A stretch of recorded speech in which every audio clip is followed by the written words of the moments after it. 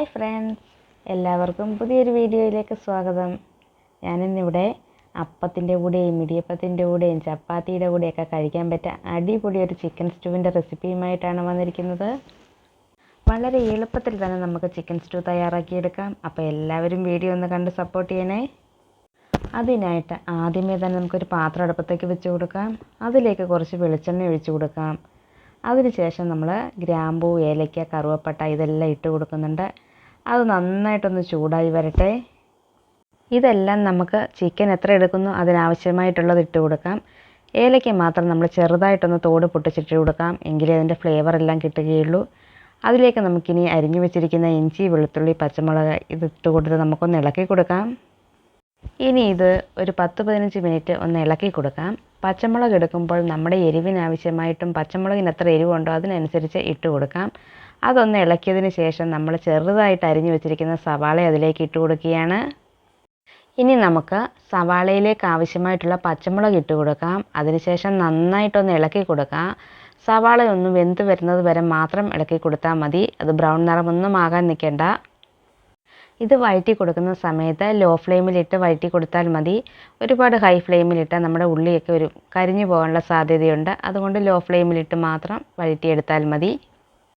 ഇപ്പം നമ്മുടെ സവാളയൊക്കെ ഇവിടെ വെന്ത് വന്നിട്ടുണ്ട്. ഇനി ഇതിലേക്ക് ചെറുതായിട്ട് അരിഞ്ഞ് കഴുകി വൃത്തിയാക്കി വെച്ചിരിക്കുന്ന ചിക്കൻ ഇട്ട് കൊടുക്കുകയാണ്. ഇനി നമ്മൾ ഇട്ട് കൊടുക്കുന്നത് ചിക്കനിലേക്ക് ആവശ്യമായിട്ടുള്ള ഉപ്പിട്ട് കൊടുക്കുന്നുണ്ട്. അതേപോലെ ഒരു നാരങ്ങയുടെ പകുതിയുടെ നീരും കൂടി ഒഴിച്ച് കൊടുക്കുന്നുണ്ട്. അതിനുശേഷം തീ ഒന്ന് ഹൈ ഫ്ലെയിമിൽ വെച്ച് ഒരു 4-5 മിനിറ്റ് നമുക്കൊന്ന് ഇളക്കി കൊടുക്കാം. 4-5 മിനിറ്റ് ഇളക്കി കൊടുത്തതിന് ശേഷം നമ്മുടെ ചിക്കനൊക്കെ ഇതേപോലെ ഒരു വൈറ്റ് നിറത്തിലായിട്ടുണ്ടാകും. ഇനി അതിലേക്ക് നമ്മൾ ചേർത്ത് കൊടുക്കുന്നത് ചെറുതായിട്ട് അരിഞ്ഞു വെച്ചിരിക്കുന്ന ഉരുളക്കിഴങ്ങും അതേപോലെ ചെറുതായിട്ട് അരിഞ്ഞു വെച്ചിരിക്കുന്ന ക്യാരറ്റുമാണ്. ഇനി അതിലേക്ക് ആവശ്യത്തിന് കറിവേപ്പിലയും കൂടി ഇട്ട് കൊടുക്കാം. അതിനുശേഷം നമ്മൾ എടുത്തു വെച്ചിരിക്കുന്ന 2 കപ്പ് രണ്ടാം പാൽ നമ്മൾ അതിലേക്ക് ഒഴിച്ച് കൊടുക്കുകയാണ്. ഇനി നമുക്ക് എല്ലാം കൂടി നന്നായിട്ടൊന്ന് ഇളക്കി കൊടുക്കാം. നന്നായിട്ടൊന്ന് ഇളക്കി കൊടുത്തതിന് ശേഷം ചെറുതായിട്ട് തിള വരുന്നത് വരെ നമുക്കൊന്ന് വെയിറ്റ് ചെയ്യാം. ഈ സമയം നമ്മുടെ തീ ഹൈ ഫ്ലെയിമിൽ തന്നെ വെച്ച് കൊടുക്കണം. ഹൈ ഫ്ലെയിമിലിരുന്ന് ചെറുതായിട്ട് തിള വന്നതിന് ശേഷം നമുക്ക് അടപ്പൊന്ന് അടച്ച് വെക്കാം. ഇപ്പോൾ നമ്മുടെ ചിക്കനൊക്കെ ചെറുതായിട്ട് തിള വന്ന് തുടങ്ങിയിട്ടുണ്ട്. ഇനി നമുക്കൊരു അടപ്പ് അടച്ച് കൊടുക്കാം. അതിന് ശേഷം നമുക്ക് മീഡിയം ഫ്ലെയിമിൽ വെച്ച് ഇത് നന്നായിട്ടൊന്ന് വേവിച്ചെടുക്കാം. ഇപ്പം നമ്മുടെ ചിക്കനൊക്കെ നല്ല രീതിയിൽ തിളച്ച് തുടങ്ങിയിട്ടുണ്ട്. ഇടയ്ക്ക് അടപ്പ് മാറ്റി ഒന്ന് ഇളക്കി കൊടുക്കുന്നത് നല്ലതാണ്. ഇളക്കി കൊടുത്തതിന് ശേഷം നമുക്ക് അടപ്പ് അടച്ച് വെച്ച് ഒന്നുകൂടി ഒന്ന് നന്നായിട്ട് വേവിച്ച് എടുക്കാം. ഇപ്പോൾ നമ്മുടെ ചിക്കനൊക്കെ ആവശ്യത്തിന് വെന്ത് ഒന്ന് വറ്റി വരാൻ തുടങ്ങിയിട്ടുണ്ട്. ഇനി നമുക്ക് അടപ്പൊന്ന് തുറന്ന് നന്നായിട്ടൊന്ന് ഇളക്കി കൊടുക്കാം. അടപ്പ് മാറ്റിയതിന് ശേഷം കുറച്ച് സമയം കൂടി ഒന്ന് വേവിച്ച് വറ്റിച്ചെടുക്കാം. പിന്നെ അതിലേക്ക് നമുക്ക് ആവശ്യമായിട്ടുള്ള കുരുമുളക് പൊടിയും അതേപോലെ ഗരം മസാലയും കൂടി ഇട്ട് കൊടുക്കാം.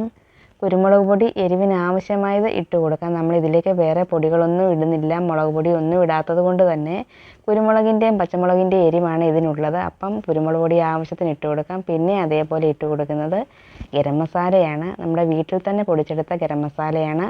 ഗരം മസാലയുടെ വീഡിയോ ഇട്ടിട്ടുണ്ട്, കണ്ടിട്ടില്ലാത്തവരൊന്ന് പോയി കണ്ടു നോക്കണേ. ഇനി എല്ലാം കൂടി നന്നായിട്ടൊന്ന് ഇളക്കി യോജിപ്പിച്ച് കൊടുക്കാം.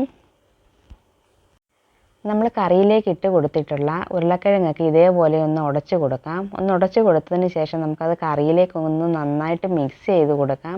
നമ്മൾ സ്റ്റൂ ഒക്കെ തയ്യാറാക്കി എടുക്കുമ്പോൾ എപ്പോഴും കുറുകിയിരിക്കുമ്പോഴാണ് അതിന് നല്ലൊരു ടേസ്റ്റ് ഉണ്ടാകുന്നത്.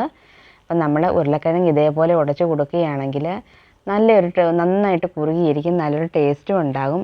അതേപോലെ നമുക്ക് അണ്ടിപ്പരിപ്പ് അരച്ച് ചേർക്കുകയാണെങ്കിൽ നമ്മുടെ സ്റ്റൂ നന്നായിട്ട് കുറുകി കിട്ടുന്നതായിരിക്കും. നമ്മുടെ കറിയൊക്കെ ഇവിടെ അത്യാവശ്യം വറ്റി വന്നിട്ടുണ്ട്. ഇനി അതിലേക്ക് നമ്മൾ എടുത്തു വെച്ചിരിക്കുന്ന 1-ാം പാൽ ഒഴിച്ച് കൊടുത്തിട്ടുണ്ട്. 1-ാം പാൽ ഒഴിച്ച് കൊടുത്തതിന് ശേഷം നന്നായിട്ട് ഇളക്കി കൊടുക്കുന്നുണ്ട്. ഈ സമയം തീ ലോ ഫ്ലെയിമിൽ ഇട്ട് കൊടുക്കാം. 1-ാം പാൽ ഒഴിച്ചതിന് ശേഷം ഒരുപാട് തിളയ്ക്കാൻ പാടില്ല. ഒരുപാടങ്ങ് തിളച്ച് പോയാൽ കറി പിരിഞ്ഞു പോയതുപോലെ ഇരിക്കും. ഇനി ലോ ഫ്ലെയിമിലിരുന്ന് നമ്മുടെ കറിയൊക്കെ ഒന്ന് ചെറിയ തിള വന്ന് തുടങ്ങട്ടെ. അപ്പോഴേക്കും നമുക്ക് അതിലേക്ക് കുറച്ച് അണ്ടിപ്പരിപ്പ് ഒന്ന് വറുത്തിട്ട് കൊടുക്കാം. അണ്ടിപ്പരിപ്പ് അരച്ച് ചേർത്ത് കൊടുക്കുമ്പോഴും നല്ലൊരു ടേസ്റ്റാണ്.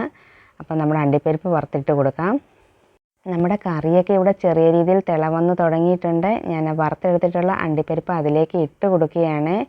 അതിനുശേഷം നമുക്ക് നന്നായിട്ടൊന്ന് ഇളക്കി കൊടുക്കാം. അണ്ടിപ്പരിപ്പൊക്കെ ഇതേ രീതിയിൽ വറുത്തിട്ട് കൊടുക്കുമ്പോൾ നമ്മുടെ സ്റ്റൂവിന് നല്ലൊരു ടേസ്റ്റ് വരും. അതിന് വേണ്ടിയാണ് അണ്ടിപ്പരിപ്പ് വറുത്തിട്ട് കൊടുക്കുന്നത്. അതേപോലെ നമുക്ക് കടുകൊക്കെ വറുത്ത വറ്റൽമുളകൊക്കെ ഇട്ടൊന്ന് താളിച്ചിട്ട് കൊടുക്കുന്നതും നല്ലതാണ്. അപ്പോൾ അത്യാവശ്യം കറിയൊക്കെ ഇവിടെ കുറുകി വരാൻ തുടങ്ങിയിട്ടുണ്ട്. നല്ല ടേസ്റ്റി ആയിട്ടുള്ള നമ്മുടെ ചിക്കൻ സ്റ്റൂ ഇവിടെ തയ്യാറായിട്ടുണ്ട്. അപ്പോൾ എല്ലാവരും ട്രൈ ചെയ്ത് നോക്കണേ. നമ്മുടെ സ്റ്റൂവൊക്കെ ഇവിടെ ആവശ്യത്തിന് കുറുകി നല്ല ടേസ്റ്റി ആയിട്ടുള്ള സ്റ്റൂ ഇവിടെ തയ്യാറായിട്ടുണ്ട്. അപ്പോൾ അപ്പത്തിൻ്റെ കൂടെയും ചപ്പാത്തിയുടെ കൂടെയും ഇടിയപ്പത്തിൻ്റെ കൂടെയൊക്കെ കഴിക്കാൻ പറ്റിയ ഒരു അടിപൊളി സ്റ്റൂ ആണ്. എല്ലാവരും ട്രൈ ചെയ്ത് നോക്കണം. വളരെ പെട്ടെന്ന് തന്നെ നമുക്ക് തയ്യാറാക്കിയെടുക്കാൻ പറ്റുന്ന ഒരു കറിയാണിത്. സ്റ്റൂ ഒക്കെ തയ്യാറാക്കിയെടുക്കാൻ ഒരുപാട് സമയം വേണം, വളരെ പാടാണ് എന്നൊന്നും വിചാരിച്ചിരിക്കേണ്ട കാര്യമേ ഇല്ല. വളരെ പെട്ടെന്ന് തന്നെ നമുക്ക് തയ്യാറാക്കിയെടുക്കാൻ പറ്റും. കുട്ടികൾക്കൊക്കെ ഒരുപാട് ഇഷ്ടപ്പെടും. നമ്മളൊക്കെ ഫംഗ്ഷനൊക്കെ പോകുമ്പോൾ കഴിക്കുന്ന ചിക്കൻ സ്റ്റൂ അതേ മണത്തിലും രുചിയിലും നമ്മുടെ വീട്ടിൽ തന്നെ നമ്മുടെ ഇഷ്ടത്തിന് ഇനി ഉണ്ടാക്കിയെടുക്കാൻ പറ്റും. അതും വളരെ പെട്ടെന്ന് തന്നെ. അപ്പോൾ നമുക്ക് വീട്ടിൽ തന്നെ ഇനി പെട്ടെന്ന് സ്റ്റൂ തയ്യാറാക്കിയെടുക്കാമല്ലോ. വളരെ പെട്ടെന്ന് തയ്യാറാക്കിയെടുക്കാൻ പറ്റിയ ഒരു ചിക്കൻ സ്റ്റൂവിൻ്റെ റെസിപ്പിയാണ്. എല്ലാവരും കണ്ട് സപ്പോർട്ട് ചെയ്യണേ. അപ്പോൾ നാളെ വീണ്ടും പുതിയൊരു വീഡിയോയുമായിട്ട് വരാം. എല്ലാവർക്കും ബായ്.